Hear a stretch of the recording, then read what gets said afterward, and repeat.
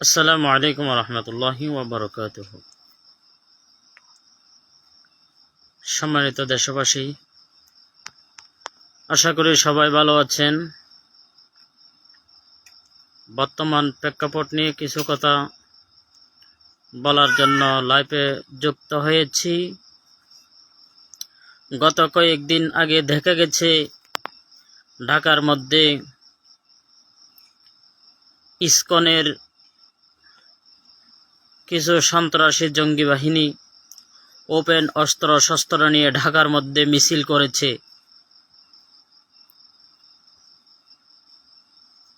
দৌড়াদৌড়ি করেছে দেশীয় অস্ত্র শস্ত্র নিয়ে। কিন্তু আজকে যে কথাটা শুনে আমারও অনেক খারাপ লাগতেছে শুনে। চট্টগ্রামের মধ্যে এক ভাই মিছিলের মধ্যে জিহাদের ঘোষণা দিয়েছে এবং একটা ফরমালিটি অস্ত্র নিয়ে তাদেরকে হুঁশিয়ার করার জন্য সমাবেশের মধ্যে উপস্থিত হয়েছে, মিছিলের মধ্যে উপস্থিত হয়েছে। আমি বাংলাদেশের প্রশাসনের কাছে জানতে চাই, কেন আমার ওই ভাইকে গ্রেপ্তার করা হলো? বাংলাদেশের মধ্যে ঢাকা গাজীপুরের মধ্যে 13 বছরের শিক্ষার্থী মেয়ে, মুসলিম ঘরের মেয়ে গণধর্ষণের শিকার হয়। আবার চট্টগ্রামে প্রকাশ্যে ইস্কানের সন্ত্রাসী জঙ্গি বাহিনীরা আমার নিরীহ ভাই অ্যাডভোকেটকে হত্যা করেছে, প্রকাশ্য জবাই করেছে, কিন্তু এখনো পর্যন্ত কোনো বিচার হয় নাই।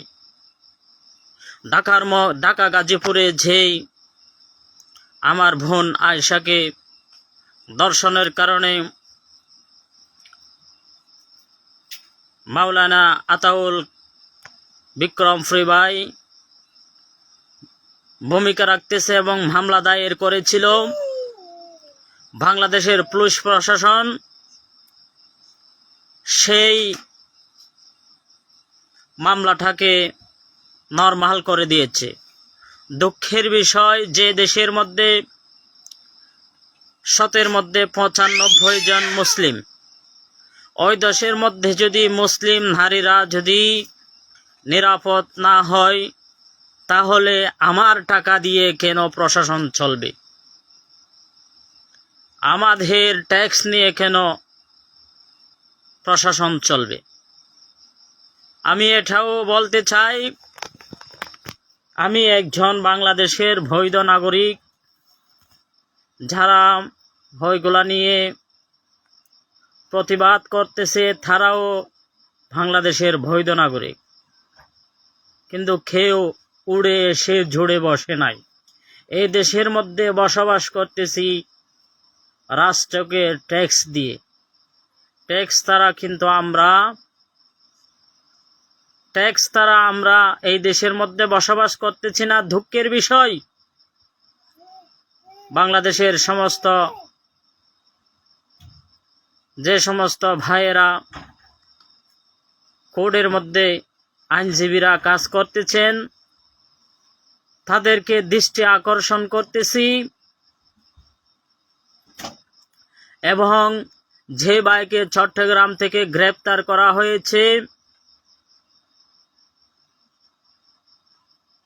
জিহাদের কথা বলার কারণে, ওই ভাইকে যেন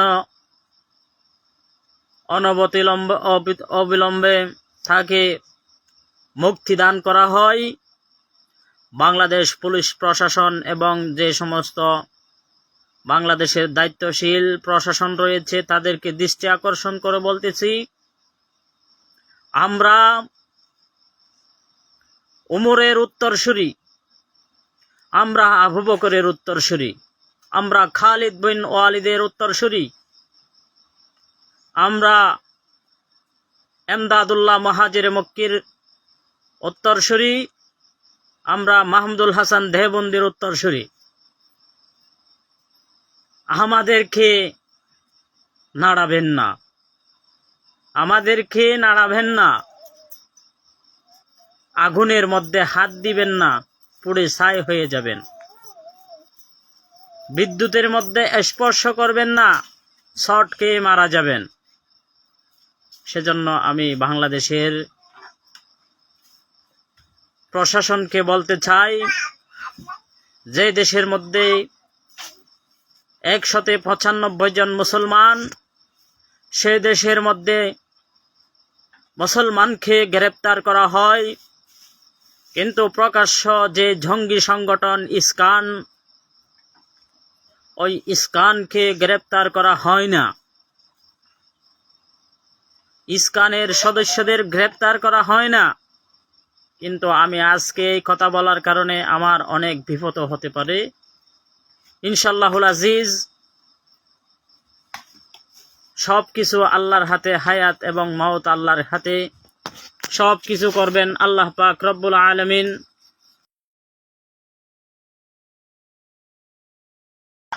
সব কিছু করবেন আল্লাহ পাক রব্বুল আলামিন। হায়াত আল্লাহর হাতে, মওত আল্লাহর হাতে। আল্লাহ পাক রব্বুল আলামিন খালিদ বিন ওয়ালিদের উত্তরসূরি, উমরের উত্তরসূরিকে আল্লাহ পাক জমিনের মধ্যে প্রেরণ করেছেন তার বিধান কায়েম করার জন্য, তার কথা বলার জন্য, কোরআনের কথা বলার জন্য।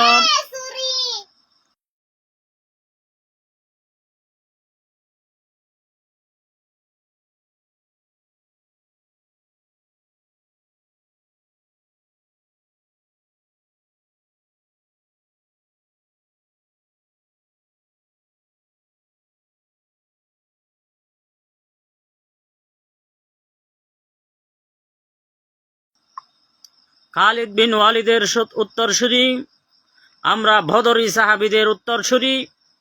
আগুনের মধ্যে হাত দিবেন না, চলে পুড়ে ছারখার হয়ে যাবেন। বিদ্যুৎ স্পর্শ করবেন না, বিদ্যুতের মধ্যে স্পর্শ করলে শর্ট খেয়ে মারা যাবেন। সম্মানিত, আমি দেশবাসী এবং মুসলিম উম্মাদেরকে জানিয়ে দিতে চাই, রাজনৈতিক সংগঠন, রাজনৈতিক নেতা, রাজনৈতিক যে সমস্ত ভাইয়েরা আছেন, আপনারাও প্রতিবাদ করেন। যে দেশে শতকরা 95 জন মুসলমান, সেই দেশে মুসলিম নারী ধর্ষিতা হয়, সেই দেশের মধ্যে মুসলিম নারী ধর্ষিতা হয়। দুঃখের বিষয়, দুঃখের বিষয়, আমরা হলাম খালিদ বিন ওয়ালিদের উত্তরসূরি হয়ে মুসলিম নারীদেরকে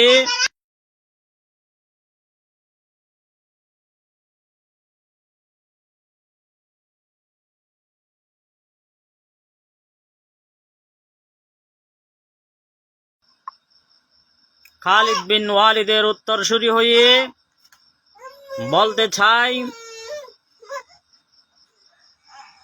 1450 বছর আগে যে যুদ্ধ হয়েছিল, যে জিহাদ হয়েছিল, ওই জিহাদের জন্য যদি প্রস্তুত, ওই জিহাদের জন্য যদি কোরআনের জন্য, ইসলামের জন্য, মুসলিম উম্মাহের এবং কোরআনের বিশ্বনবীর সম্মান রক্ষার্থে যদি আবার যদি জিহাদের ময়দানে ঝাঁপিয়ে পড়তে হয়, ঝাঁপিয়ে পড়ব। বিশেষ করে আমার লাইভে আসার একটা কারণটা হচ্ছে, ইস্কানের হাজার হাজার শত শত সন্ত্রাস জঙ্গিরা যদি অস্ত্র নিয়ে ঘোরাফেরা করতে পারে, যদি মিছিল করতে পারে, হুঁশিয়ার করার জন্য যদি এইগুলা করতে পারে, আমরা মুসলমানেরা কেন এত নরমাল হয়েছি? আমরাও নরমাল না। আল্লাহ পাক রব্বুল আলামিন আমাদেরকে সৃষ্টি করেছেন জমিনে জিহাদ করার জন্য।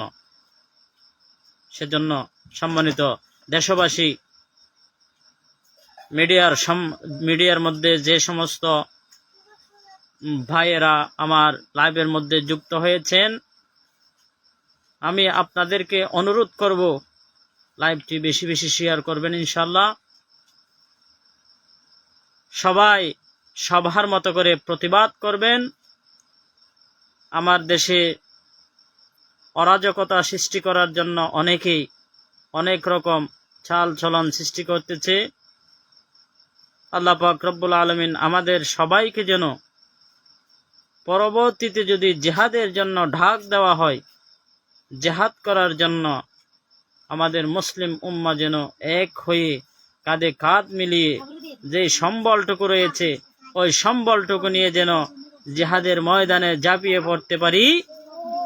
আল্লাহ পাক আমাদের সবাইকে তৌফিক দান করুক। আরো একটা কথা থেকে গেছে, না বললে নয়। ঢাকা গাজীপুরে মুফতি মুহিবুল্লাহ দামাত বরকাতুহুম আলিয়া, ওনাকে ওপেন 3 বার চিঠি লেখা হয়েছিল। ইসকানকে মুক্তি দেওয়ার কথা বলা হয়েছিল জুমার খুতবার মধ্যে, তাদের এজেন্ডা হিসাবে কাজ করতে বলা হয়েছিল, কিন্তু তিনি ওই জিনিসটাকে প্রত্যাখ্যান করার কারণে তাকে গুম করার চেষ্টা করা হয়েছিল। কিন্তু এখনো প্রশাসন নীরব। প্রশাসনের মধ্যেও সবাই 195 জন মুসলিম রয়েছে, উচ্চপদস্থ কর্মকর্তাদের মধ্যেও মুসলিম রয়েছে। কিন্তু দুঃখের বিষয়, আজকে সন্ত্রাসী করতে পারে ওরা। সন্ত্রাসী কারণে তারা জঙ্গি হয় না। মুসলিমেরা যদি কিছু বলে তাহলে মুসলিমদেরকে জঙ্গি ট্যাগ লাগানো হয়। সেজন্য দেশবাসী সকলের কাছে অনুরোধ করব, মুসলিম উম্মাদেরকে এক হয়ে এক কাতারে এসে বেদহীন কাফেরদের বিরুদ্ধে লড়াই করার জন্য, জিহাদ করার জন্য সবাইকে প্রস্তুত থাকার আকুল আবেদন জানাই। কিন্তু আমরা খালিদ বিন ওয়ালিদের উত্তরসূরি হয়ে আমাদের অনেক রাজনৈতিক সংগঠনেরা ইসলাম ট্যাগ লাগিয়েছে, কিন্তু এখনো পর্যন্ত তাদের কোনো বিবৃতি পায় নাই। তাদের একটাই কারণ, যে কারণটা হচ্ছে আমি বলতেছি না, না বলার পরেও আপনারা বুঝে নেবেন ইনশাল্লাহ, আশা করতেছি। আমার শেষ কথা হচ্ছে, সবাই সবার মতো করে প্রতিবাদ করেন এবং যারা ওই বিদ্রোহীদের বিরুদ্ধে লড়াই করার জন্য প্রস্তুত হয়েছে, বিশেষ করে আমাদের বিক্রমপুরী ভাইয়ের পাশে থাকার জন্য আমি দেশের সমস্ত মুসলিম উম্মাহ এবং উলামায়ে কেরাম,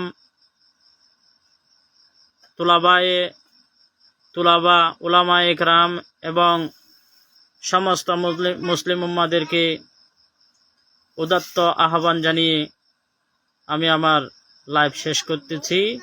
সবাইকে ধন্যবাদ, মোবারকবাদ। সবাইকে মোবারকবাদ জানিয়ে আমার সংক্ষিপ্ত কথা শেষ করতেছি। সবাই প্রস্তুত থাকবেন। যদি উলামায়ে কেরামের পক্ষ থেকে যদি কোনো ডাক দেওয়া হয়, তাহলে সেই ডাকে সাড়া দেওয়ার জন্য সবাই প্রস্তুত থাকবেন ইনশাআল্লাহ। আমিও প্রস্তুত থাকব। আসসালামু আলাইকুম ওয়া রাহমাতুল্লাহ।